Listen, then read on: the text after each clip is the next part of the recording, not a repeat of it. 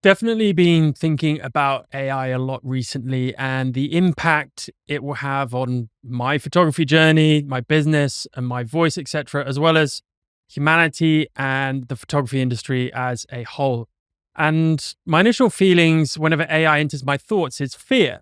Fear of the unknown, fear of financial security, fear of having to adapt quickly, just general existential threat to everything we know and love, right? But what if it's not like that at all? And what if the invasion of AI is going to make us more powerful storytellers, more valued in our craft, and more secure in our future? So let's talk about it.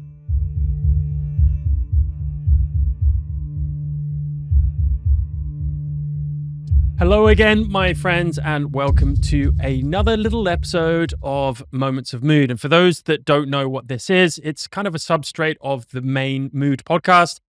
And it's where I enjoy talking about things that are important and of value to me in the hope that they are to you as well. So I'm excited and, to be honest, a bit nervous to talk with you about this phenomenon that's affecting all of us, especially those who pick up cameras, write, paint, or just generally want to create things. Well, not just us, but everyone, of course. And it's the overwhelming surge of AI and AI generated images and content as it becomes more and more pervasive within not just our industry, but throughout society as a whole. And a few nights ago, I was sitting on my floor here in the studio with a spread of prints, editing and sequencing a set for an upcoming workshop with one of my heroes, Brian Scootermat. And it's the part of photography that I really love. That quiet game of curation, that quiet game of chess, the rhythm that appears when images start talking to each other. But halfway through this process, I caught myself staring at the floor and thinking, what's all this for? That question has been getting a lot louder recently. As a creative entrepreneur, I try to keep my ear to the ground as much as possible and stay adaptable. I think we have to. So I have been reading and listening to everything I can about kind of this AI revolution, the speed, the scale, and the way it's already rewiring our industry as well as society in general. And honestly, it's pushed me more towards analysis paralysis more than anything, general moral and professional confusion about what to do with all of this, right? Where do we fit with it? I want to be a photographer for the rest of my life and actually support my life and my dreams and my family with it, right? Will that still be possible? If so, will it be harder and more saturated? How do I keep up without diluting what makes my work mine? How do I keep this as my livelihood without needing another job to fund it? All of these kind of existential questions constantly running through my mind all the time. But at the same time, I'm watching big brands lean hard into AI across the fashion and editorial space, especially the likes of H&M and Tommy Hilfiger using AI-generated images for their campaigns spring to mind most recently. And I see it creeping across travel and other niches in photography. I mean, it's inevitable. It feels like the field is shrinking, and I'm concerned most about photographers who aren't necessarily veterans in the space yet, right? The ones such as myself and likely you still building a name without the safety net of long-standing connections and reputations, or ones that are wanting to just start out now even. Where did they find footing as the commercial slice gets even thinner? Or are they destined to exist in this cottage industry, only picking up the camera maybe as a hobby and as a pastime? And then there's this shift in social, right? From marketing and reach and branding, we're all being nudged towards AI. It's an arms race. Personal brands spinning up replicas of ourselves, avatars that will eventually look and sound indistinguishable from ourselves. On one hand, that can save time and energy. But on the other, it raises many brutal questions. One of which is, if an avatar can show up for me, what's my role? How do I build a real human audience, one that actually cares? When feeds are crowded with flawless proxies, right? And if brand work, editorial work, even personal commissions are compressing, how on earth do I monetize my craft in a way that's honest, sustainable, and quite frankly, still feels like authentic art? And that's where I was. I was on the floor covered in prints, 10 by 12 prints, sequencing in one hand and asking myself these questions in the other, having a little panic. And that's where this conversation begins and really gets a bit deeper, because I've sat with that fear for a while now, for a good couple of years, watching AI wreak havoc on society and the environment, and it's getting quicker and quicker to do so. Yes, there are wonderful things about it, but then something else began and begins to bubble up out of just curiosity.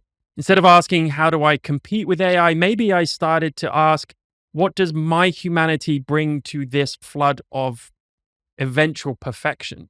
What can I offer that a machine never will be able to? Well, to answer those questions, we first have to acknowledge and not be in denial about it. We have to acknowledge the reality. AI is not going anywhere, of course. In fact, it's weaving itself into the fabric of humanity and of our creative tools quicker and more prevalently every day. Podcasting analytics predict that AI will soon be embedded in production software, so much so that we'll forget it's even there. Photo editing companies now provide AI-powered culling and editing features that drastically reduce the time spent on post-production. We're just at the beginning.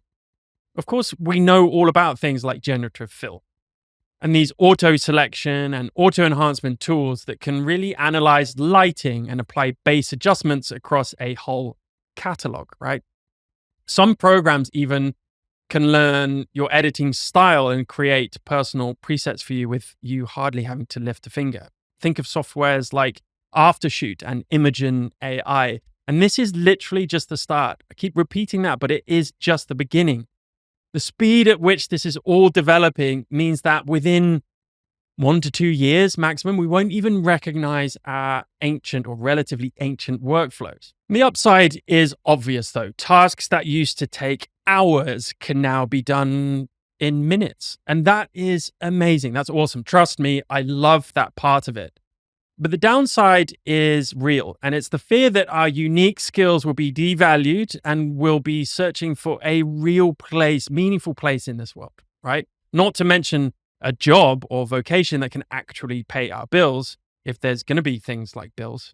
And I've seen so many videos about present day AI headaches. For example, one citing ad campaigns and the present issues of things like costs still being relatively the same, time being the same, client indecision and speed of revisions, still similar to human-like bottlenecks to this process. But guys, get real. Any of these bottlenecks in the commercial photography world right now will be solved like that by AI. Just give it some time. We are talking about super intelligent AI by the end of the decade, right? This is where AI can solve its own issues and limitations immediately and continue on this upward, ever improving iteration spiral. I'm not sure if people are willing to accept the realities that we will be facing in that respect. This is not scaremongering, it's the opposite. We need to prepare now, given simple empirical evidence that's already out there. You just have to go and look. So don't be in denial. It's okay. We want to work with it, not around it. And here's where I see the hope lives. While AI can mimic form, it surely can't replicate meaning. Well, certainly not yet. And I would bet not in the near future. When I look back at the images I treasure most, which is what I was doing on the floor the other night, photographs of people I've met, the wonderful places I've been, the portrait of a stranger whose eyes reveal a story, or the landscape that takes my breath away and hopefully other people's. I realize that what moves me isn't the perfection, it's the connection in that moment and that experience, right? But if that's of intrinsic value to me, how can we make sure it's of extrinsic value to other people? And audiences and companies see it the same way now. It's that connection. They will always want it. That slightly blurred hand, a shadow across a face, a laugh caught mid-breath. Those flaws are fingerprints of the human experience, and there's experience behind that experience and story and connection behind it. That is what reminds us that we're alive and we're human. So it's easy to feel like the market is saturated and it's only going to get worse. But I'm convinced there will always be room for genuine human voices, and it will be of value to those. The wonderful Amy McNee continues to campaign voraciously that humans have an insatiable appetite for art and that these worlds, these intertwined worlds, aren't actually saturated. Think about it. How often have you found yourself captivated by a story, song, or image that felt like it was made just for you, right? And that's the power of authenticity. No AI can look through your lens at the exact moment your subject's expression shifts. No algorithm can feel those goosebumps on your arms when you hear a melody line or the end of a movie, whatever it might be, and decide to build kind of this chorus around it, right? Another anchor point, I think, is practice. During the pandemic, and now 5 years ago, it's crazy, but during that time, many photographers committed to things like going on a photo walk every day. The photographer that springs to mind here is Wesley Verhoeven. He didn't do it to create viral content, right? He did it to train his eye and stay grounded. And those walks became the foundation of a book for him. But more importantly, they deepened his relationship with his craft. Where am I going with this? Well, consistency does something to us. It builds muscles, right? It builds muscles both literally and metaphorically. It makes us attuned to nuance and experience. And that nuance and experience is what AI still struggles to capture. Now, it may solve that, of course, in the future, but at the moment, it still struggles with it. And that's where we come in. So let's get practical. How can you stay human and thrive in this new landscape? And I want to break down 10 areas where you can take tangible steps.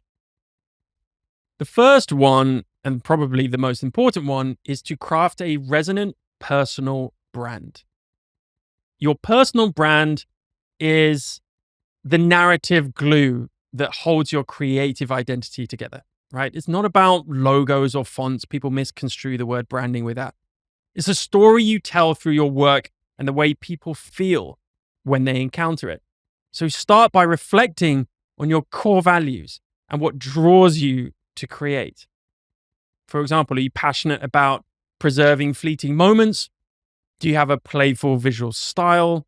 Write down 3 adjectives that describe your work. It's more difficult than you think. And then audit your online presence. Are those qualities evident on your website, social media, portfolio, pitch decks, etc.? Consider creating that mood board of colors, textures, and themes that inspire you and that fit with the narrative. Use then consistent language when you talk about your work, right? Use captions and bios that convey your values.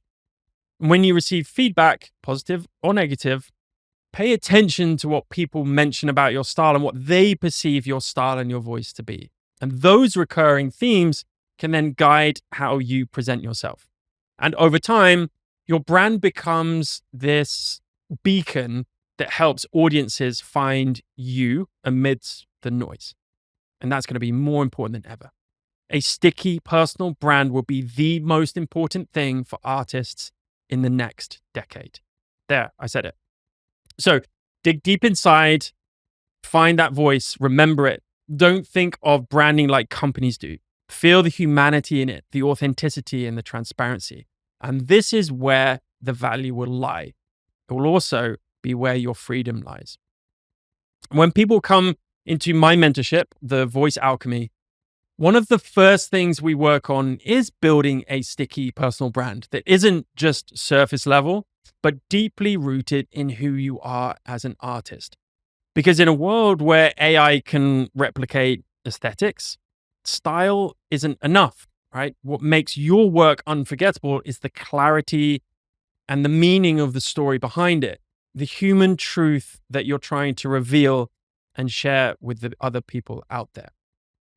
And that's why I built this core brand narrative process. And the link for this is in the description, so go download it. But it gives you a step-by-step framework to define what you stand for and how to communicate that. And here's how it works at a high level. First of all, define the point of your work, right? We distill it down. Write one sharp sentence like, I make such and such to reveal such and such within such and such, like a specific context. For example, I make cultural portraiture to reveal how traditions survive in a globalized world. Yeah, it's kind of like an elevator pitch, but this single line becomes your compass, it becomes the middle of the circle. Then state the change that you actually want to create. This doesn't have to be a huge kind of societal change, of course, but ask yourself, after someone experiences my work, what do I want them to do or understand differently? And that answer helps your audience connect with a bigger purpose than just this 2D image itself, right? Then choose your audiences with intention. So define your primary audience, whether that's editors, curators, commissioners, social media people, community-led audiences, etc., and the people that you want right now. And then choose your secondary audience. So the values aligned public who will follow, share, donate, or attend, right? Whatever it might be. This makes your outreach sharper and your messaging a lot clearer. Again, difficult process, but totally worth it. Then what you want to do is fix your thematic focus. So pick 3 brand pillars, the recurring themes of value that everything you create ties back to. They act as kind of filters. If a project doesn't align with at least one of these pillars, it's probably off brand. In my own practice, pillars might include custodians of culture or edges of globalization or living ecologies of change or something like that. So we can actually formulate and curate our work into or in line to those pillars. Then build your positioning line, something like I document some subject through this method to surface outcome for whatever audience. This becomes your North Star in pitches, bios, and conversations. After that, you can write your narrative spine. This is, like 5 sentences that explain your world, your tension, your lens, your promise, and your direction. And when strung together, it tells anyone and everyone, from editor to potential collector, maybe, exactly why your work matters and where it's heading. Then you've just got to back it up with proof. Pick 3 projects or go and do 3 projects that demonstrate each pillar, then curate the visuals, the constraints, and publishing cadence to make your output coherent. This consistency is pivotal because it builds trust and recognition. So that's just like high level stuff. If you want more details, go download my guide because it's not abstract theory. When you articulate for your core brand narrative, you stop being another photographer in the feed and you start being one person who owns story. And that clarity is what clients, curators, and audience invest in and will give you the edge against anything that AI can do. Okay, the next thing I want to talk about is how to harness AI as a support tool, not a replacement. And this is really important because we often argue it's one or the other. But embrace these tools to streamline your workflow while keeping creative control. In the editing space, for example, we already know how much time can be saved with all of these softwares. A lot we don't even know what it's doing in the background. So use these features in these softwares to save time on technical tasks, right? Then invest that extra time you create into refining your storytelling, experimenting with new techniques, or just resting. Use large language models like ChatGPT to help obviously check writing, pitch decks, for example, or research for you. And of course, so much more, right? And it's only going to get better and better. But remember, over-reliance on any of this can flatten your creativity and brain functions in general. There's a study recently released from MIT that found a 47% reduction in brain connectivity when people wrote with ChatGPT rather than just by themselves. That's a lot. That's a huge reduction. I actually don't know what to do with that either. I mean, we don't want to fall behind or spend money on human services if we can save time and money, but we also don't want to rot our brains, especially our creative sides of the brain. So I would suggest use any AI software or function at the moment as a supplement, right? Not as a replacement. Use it like an intern. Ask it to transcribe interviews or give feedback for your ideas or menial tasks like suggest keywords for SEO. Then you can filter those suggestions through your taste and experience. In addition, don't overlook the fact that AI is already brilliant for what it does best right now, and that is ideation. So use it for generating concepts or mood boards or pre-visualizations that can potentially spark your imagination. We're using it to help our brains, not take away from it. And then all you need to do is decide consciously and with intelligence and mindfulness which of those sparks deserve your human hands, your time, and most importantly, your emotion. And that discernment is where your value lies. Your role isn't to just produce, right? It's to curate and elevate, taking raw ideas if necessary and filtering them through your vision to make something meaningful. Next, we need to try and understand photography as a different medium moving forward. There is an argument in the optimistic camp, though, that we've been here before with digital photography and CGI. But I'd argue none of that is anywhere near as pervasive and as widespread or potentially damaging as AI. But when CGI first entered the industry, obviously many thought it would end photography. Instead, it just created its own industry. CGI jobs for CGI specialists, while photography continued to thrive. And the same could be true for AI. I'm not convinced, but it could be. It won't necessarily replace photography, but it will create AI photography as its own lane. That I'm sure about. The key question for you is, which medium do you want to master? Have you even ever thought about that? And how will you make that medium yours? Framing it in this way shifts the fear into potential possibility. AI isn't the end of your work. It could be the beginning of new creative roles that didn't exist a few years ago. Next thing I want to say is tell authentic, multi-layered stories. Yeah, it's not that easy, but what we do know is AI excels at things like generating images, but as artists and as humans, we can offer potentially narrative depth that AI can't, just through lived experience. So approach your projects like stories with a beginning, a middle, and an end. Before you start shooting or painting or whatever it might be, brainstorm that narrative arc. For example, who or what is your protagonist? What conflict or question are you exploring? Why are you even doing it? Why you? Why now? How will you resolve or complicate the tension? Incorporate multiple senses, pair images with soundscapes maybe, written reflections or behind the scenes footage. For example, if you're documenting, something like a community garden, don't just show the final harvest. Capture the calloused hands planting seeds or the weather challenges or the laughter at the first sprout, or the taste of the first ripe tomato. These layers invite your audience into the experience and the story, right? So share your own perspective and how the story affects you as well. That vulnerability is what builds connection that AI can't do right now. Then design a daily or weekly practice ritual. And this sounds a little bit cliche, but I do love this one because consistency doesn't have to mean monotony. So create micro challenges that stretch you without overwhelming you. We don't want more overwhelm in today's day and age. Maybe one day limit yourself to shooting in black and white, and another day photograph only, shadows or reflections. If you're a painter, for example, set a timer for 10 minutes and paint with your non-dominant hand.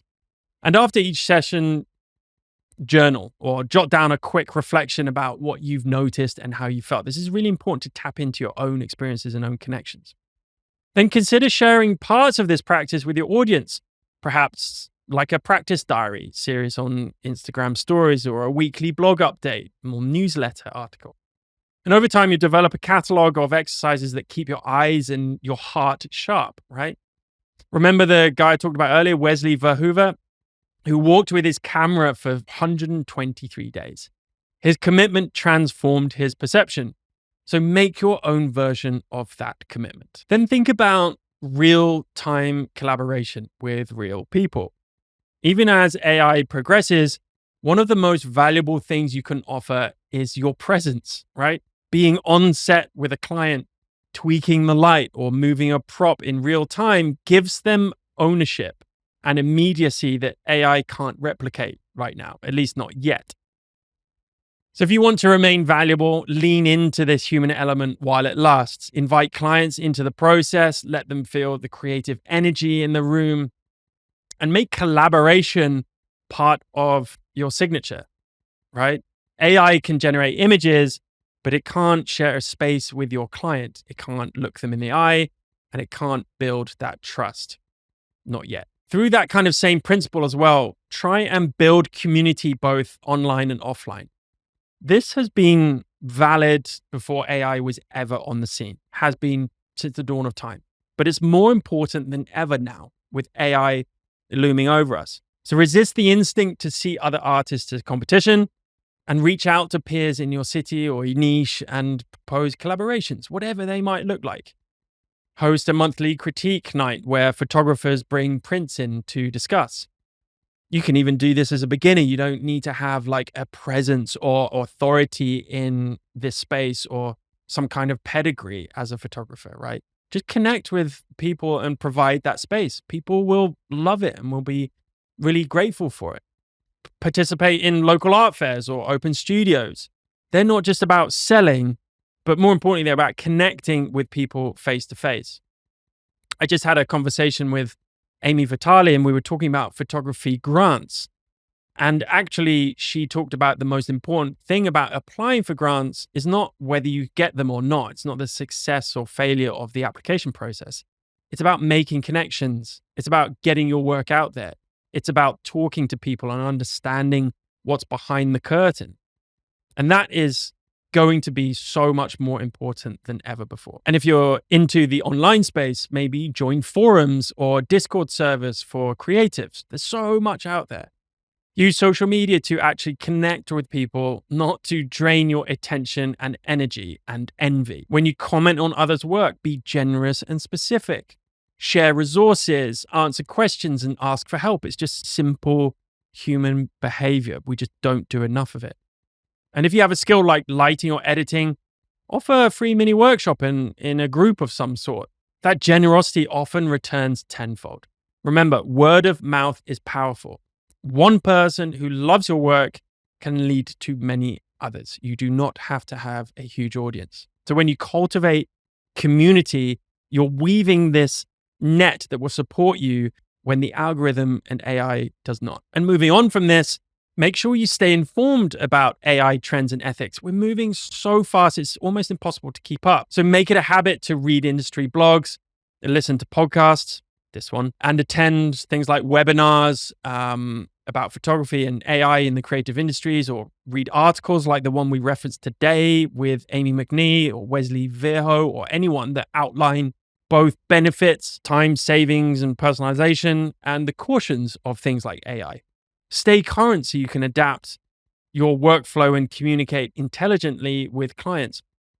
Ethics are evolving so quickly. Understand legal copyright issues around AI-generated content and be honest about the provenance of your work. People will appreciate it and that will help you stand out more. And if you use AI to enhance your photography, just make sure you disclose it in your caption or contract or whatever the output might be. This transparency builds trust and sets you apart from those who try to pass off AI creations as entirely their own. They're out there and they'll continue to be out there. Next, use AI to expand your creativity, not to replace it. I think we talked a little bit about this in terms of supplementation, but think of AI as a collaborator in ideation or task management. You can ask a language model to brainstorm 10 themes for a photo series, for example, or to suggest color palettes based on a mood, for example. And then you might feed your own work into a style transfer algorithm to see surprising reinterpretations that might just spark new ideas. Experiment, trial, create by using these tools. And just remember that AI outputs are starting points. If you like something, build on it with your own hands and your own eyes. And if you don't, move on. The goal is to use AI to push you into new territory, not to let it define your aesthetic or just do everything for you. Last but not least, protect your mental space and your joy. So, amidst the flood of perfection and the pressure to keep up, protect the part of you that fell in love with creating in the first place. Can you even remember what that was? Not every photograph or painting needs to be monetized or posted, right? Keep that portion of your practice just for you, whether that's a sketchbook or a folder on your hard drive labeled play. Take breaks from screens. Go out for a walk with your phone. Remember the world. It's still full of textures and colors you can't experience through a device. When you nurture that curiosity, you're reinforcing the very thing that AI cannot yet replicate: your unique way of seeing the world. Okay, we've covered a lot of ground, and it might feel, certainly does for me, both exciting and daunting. But if you'd like to explore these ideas more deeply with me, and have a look at how I realized photography was the path for me and how it always will be, AI or not, look at the video I'm going to link in the description. And hopefully, this can still give you some hope and meaning as to where you can go with your journey, artistry or not. And if you're looking for ongoing support, my Voice Alchemy mentorship program and the group community we have over there might be exactly what you need. It's a space where myself and other artists and wannabe creatives work through these questions together. Each month, I host Q&As and we share critiques and encourage one another to push boundaries and discuss these issues as we move forward and stay authentic. You get access to my course as well as a load of other free training materials. So yeah, if that resonates, check out that link also. I'll put it in the description, or just leave me a comment or reach out to me on Instagram. I'd love to hear about your journey because I think we must try and stay connected more than ever. And we don't do that through our Instagram feeds. Okay, I want to leave you with this. Floods can feel terrifying when they first arrive. They tear at the ground, they uproot everything that was familiar to us. But floods also bring life. They carve new channels, they deposit rich soil, they make space for something unexpected to grow. Now, the flood of AI sweeping through our world, in my mind, at the moment is no different. It has unsettled us, yes. It has replaced jobs already, yes. But it has also given us the chance to remember why we create at all. Art is not about efficiency. It's definitely not about perfection. And I've learned that the hard way. It's about you, your voice, your story, your fingerprints on the frame. Machines may flood the world with images, but only you can make work that carries your soul. Only you can notice the overlooked detail, feel the weight of silence, or capture the fragile resilience in a stranger's eyes. So don't shrink from this moment. Do not be in denial. Lean into it. Let this flood remind you that being human is your greatest strength. Forge your own path. Tell the stories only you can tell, and trust that the world is hungry for them, because it is.